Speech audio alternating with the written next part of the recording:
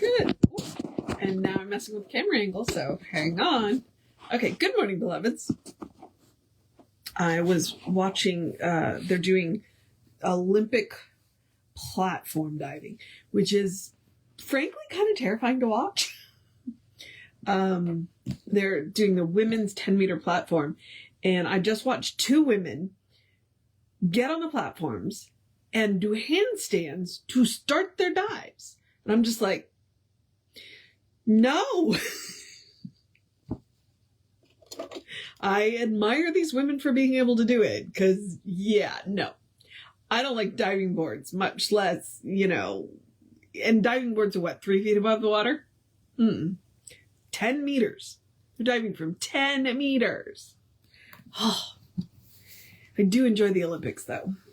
All right. I do like watching people from around the world compete in some pretty wild events. All right. So we are in Science Mind textbook, from the Teaching of Jesus. We're in part 5. I just did something weird with my bookmark, so hang on. And we are starting on 442 with the section of the reward of true visioning, which is Matthew 10:41. He really likes Matthew. He stayed in Matthew mostly. Like, we've had one from Luke, and that's it. Let's see. They that receiveth a prophet in the name of a prophet shall receive a prophet's reward. And they that receiveth a righteous person in the name of a righteous person shall receiveth a righteous person's reward. There comes to each the logical and exact result of their own receptivity. To each, life brings the reward of their own visioning. To the pure, all is pure. To the righteous, all is righteous. And to the good, all is good. The reward of merit is an objective outcome of merit itself, and not a thing superimposed by any divine mandate. Each person is rewarded not for virtue, but through virtue. And that really comes from the teaching of cause and effect. It's also the law of karma. Everybody thinks about karma as being good. Well, no, karma is about, it's about what you do. If you do good, then you're going to be rewarded with good. And if you do bad, you're going to be rewarded with bad. And what people have to understand is, to each their own. And, you can come at me with, well, okay, but what about all the people who are doing bad and are doing really well? Okay. One, that we're only seeing the surface. We have no idea what's going on in the, under the surface. And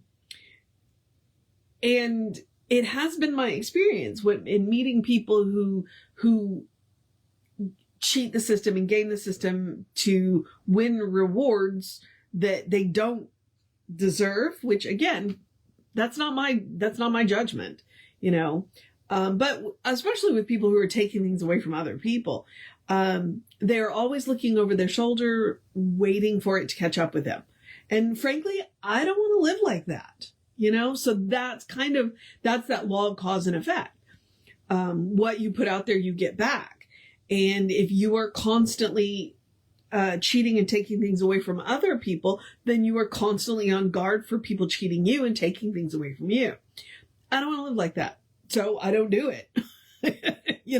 I try and do the good. And occasionally it doesn't work out for me, but in those instances, I don't lose more than I can afford to lose. And I know that if I continue to work the system in alignment with the system, then it'll come back and it'll be okay. And that's the trick with positivity is like, it doesn't mean bad things don't happen. It just means when bad things happen, we know it's not the end. We know that it'll get better. So, Bible quotes. Okay. Wisdom is justified of her children. Matthew 11:18 and 19. And that's the line. Wisdom is justified of her children. Jesus had been questioning his hearers about John the Baptist. For John came neither eating nor drinking, and they say he hath a devil. The Son of humanity came eating and drinking, and they say, behold, a man gluttonous and a wine bibber, and a friend of the publicans and sinners. But wisdom is justified of her children. I still don't know what he's talking about. This shows that the world ever finds some flaw in human character. If a man fasts, he is possessed of particular ideas, and if he feasts, he is materialistic and a glutton. But Jesus would have us understand that virtue consists neither of eating nor drinking, nor yet in the abstaining from eating and drinking. Wisdom is justified of her children. A person may desire to fast and be wise, or they may desire to feast and still be wise. Virtue is independent of any material form which it may take. Now, he has that all in caps. Virtue is independent of any material form which it may take. The children of wisdom look to the inner and not to the outer for justification. Wisdom knows neither publican nor sinner, but is conscious only of herself, though she may dress in many garments.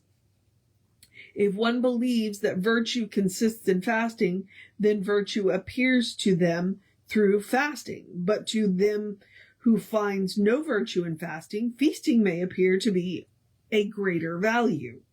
We are over-concerned with non-essentials, straining at gnats while swallowing mountains of superstition. Oh my God, that line. Let me read that again. We are over-concerned with non-essentials, straining at gnats while swallowing mountains of superstition. So I work in a health food store. That is how I pay my mortgage, okay? And there's been this whole thing on fasting. And it's interesting to have the conversation with people who are like big on board with fasting. Most of the time they're like, oh, well, this really works for me and I lost a lot of weight and this, that, and the other thing. And I'm great. That's wonderful for you. I can't do that. I get really grumpy if I don't eat fairly regularly. So this fasting thing, it's not going to work for the way I live now. Would it be another time? Sure. That's great. What is interesting, though, is occasionally you get those people who will shame you for not doing fasting. Just like there are people who will shame you for fasting, which is exactly what he's talking about. And there are plenty of health benefits to fasting. But there are also some health challenges based on certain things where people shouldn't fast. And it's like, so there's virtue in fasting for you, or there's virtue in not fasting for you. It's up to the individual. And the person who is shaming you for not doing one or the other, they're the ones that are wrong. And that's what Jesus is saying. It's like, look, there's no virtue in fasting. There's no virtue in feasting. It's on the inside. So stop shaming each other over things that don't matter. So yeah, it's interesting. It's interesting. I'm just like, all right, you know what? I am happy that works for you. I'm just going to remind you it doesn't work for everybody. So, all right. The childlike faith, and this is Matthew 18, 3, 4, and 5. Jesus tells us that the childlike mind is more receptive to truth than the over-intellectual who demand too rational an explanation of those truths which must be accepted on faith alone.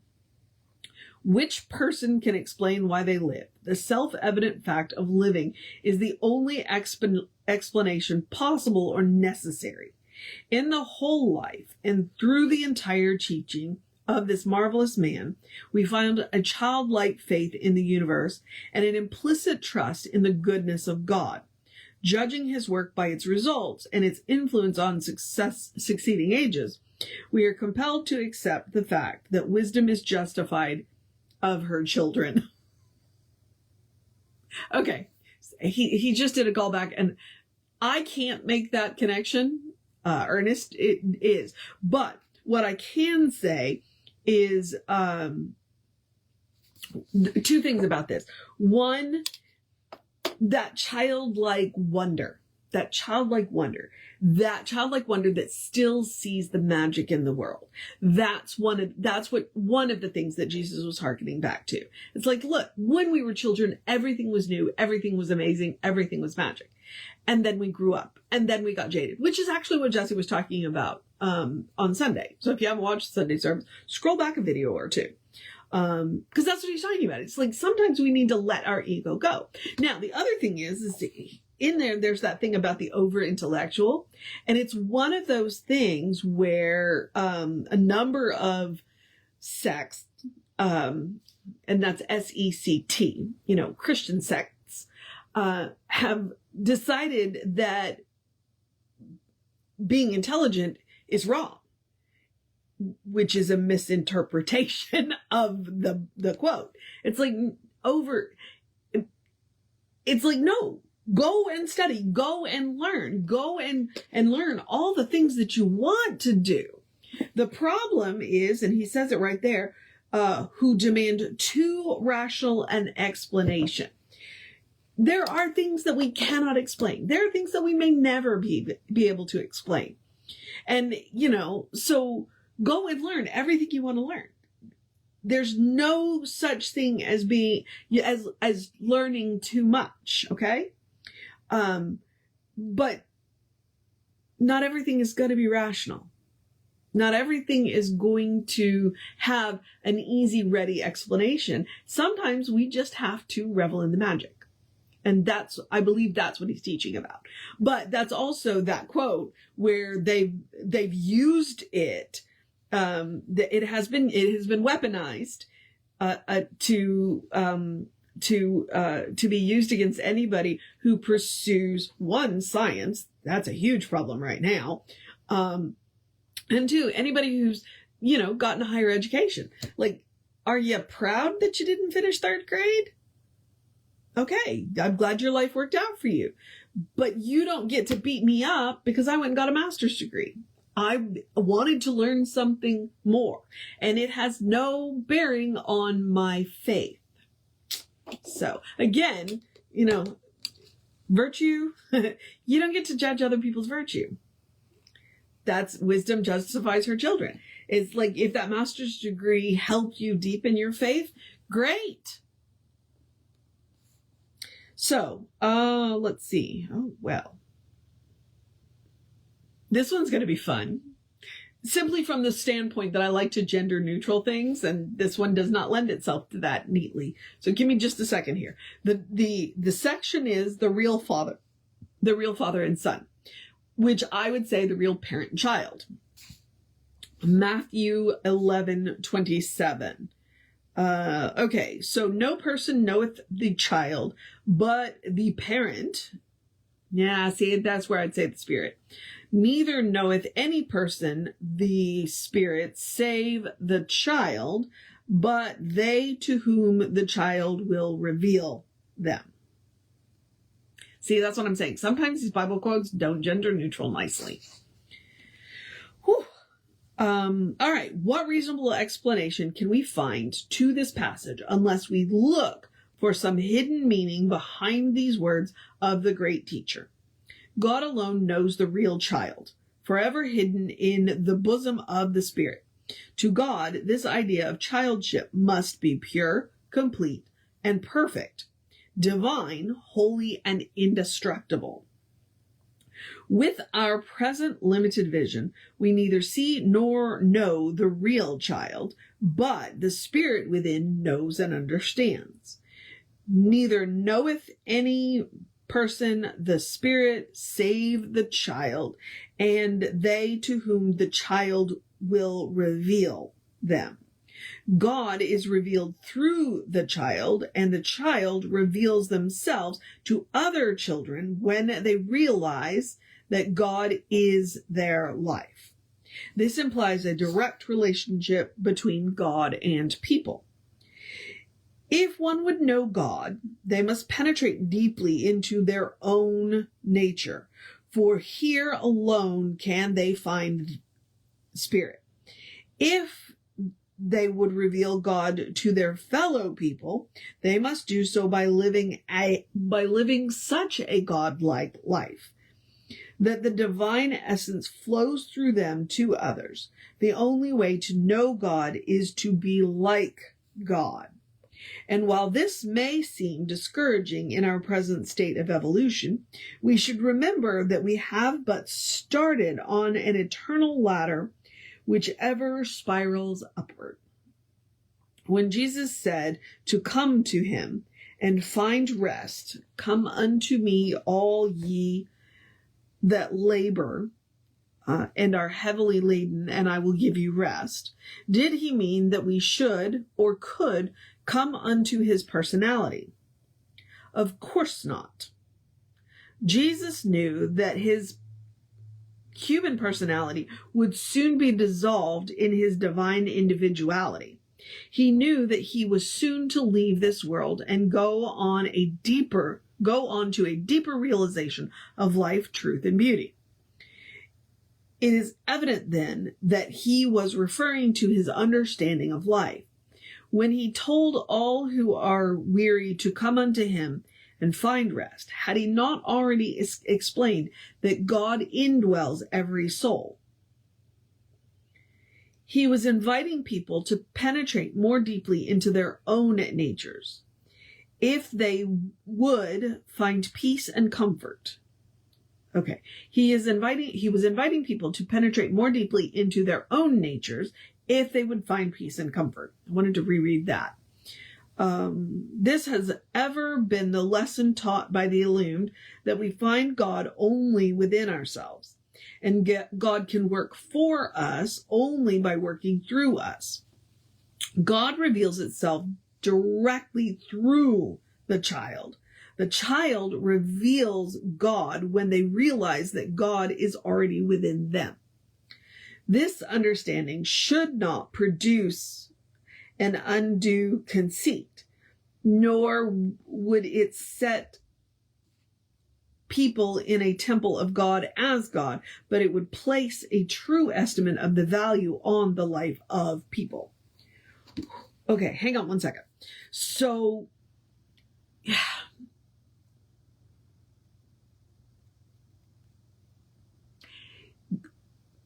there are a couple of branches that teach this.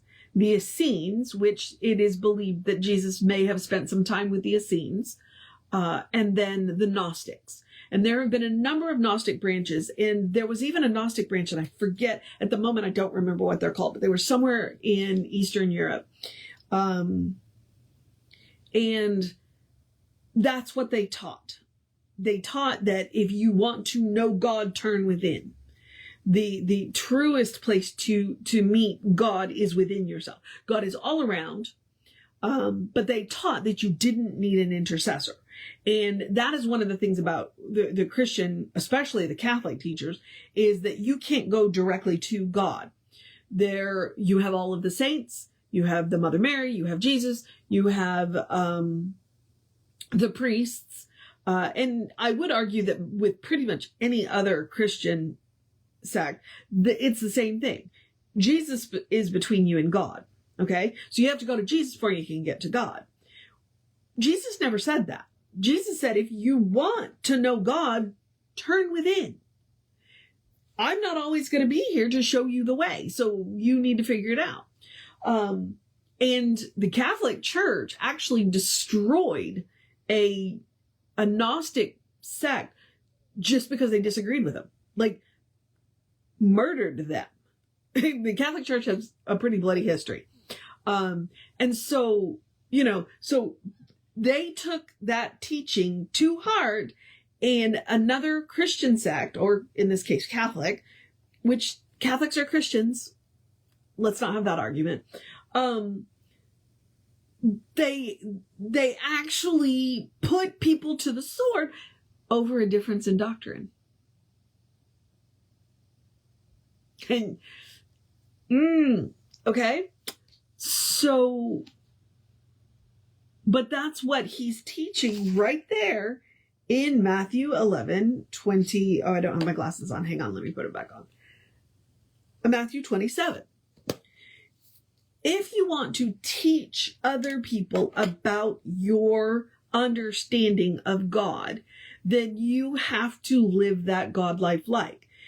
There's a quote that goes around, I think it's attributed to Cory Booker. Don't tell me about your God. Show me your God. And Jesus is saying the same thing. You can talk until you're blue in the face, and people are never going to understand your understanding of God. Show them. Live that life. Live that life to the point that the divine flows through you. That is the most effective way to bring people to God.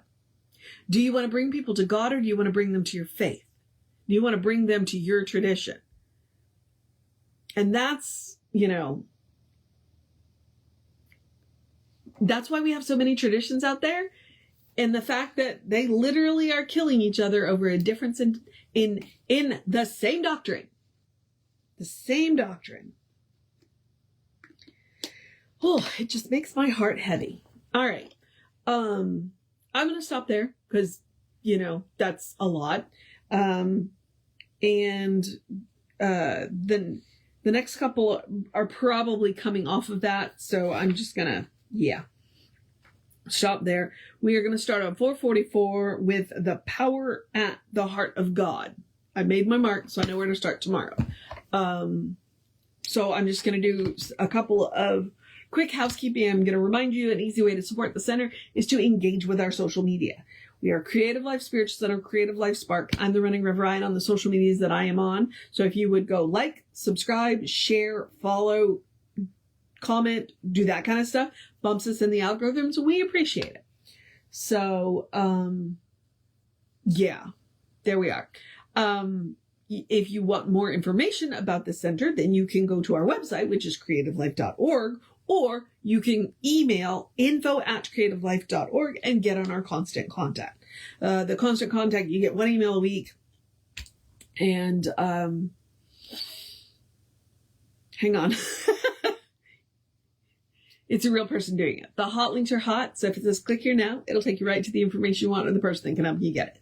So there's that. I just realized that I'm really warm right now. So I'm just like, there's very little air moving. I need to have the fan in this room replaced. So that I can turn it up and not sound like an airplane about to take off. So, all right. Am I done? Yes, I'm done. So I'm going to encourage you to have a great day, a wondrous day, a fantastic day, a magical day, an enchanted day, a wonderful day, an awesome day, an amazing day. A get this week started off on the right foot day, a take care of your tasks day, a be excited to see your coworkers day, a you got this day, a call a good friend day, a cuddle with your fur babies day, I'm starting to repeat myself day, a good day. And if that is too much pressure, simply have a day. Simply have a day. You are enough just as you are. You're a beloved expression of the divine. You are a brilliant light, a divine spark. You are spirit in motion. You are God in action, or as Reverend Jesse likes to call us, you are a godling. All right? Explore the truth of your being. Forget what everybody else has told you and get to know who the divine knows you to be. Because the divine knows you to be good. All right? And from there, anything is possible. All right, beloveds. I'm off. I'm going to go get my week started. Take care of yourself. No, hang on. Reverend David will be on around 5 p.m. with you. I'll be back with you around 9 a.m. Take care of yourself. Know that you are loved, and I will see you next time.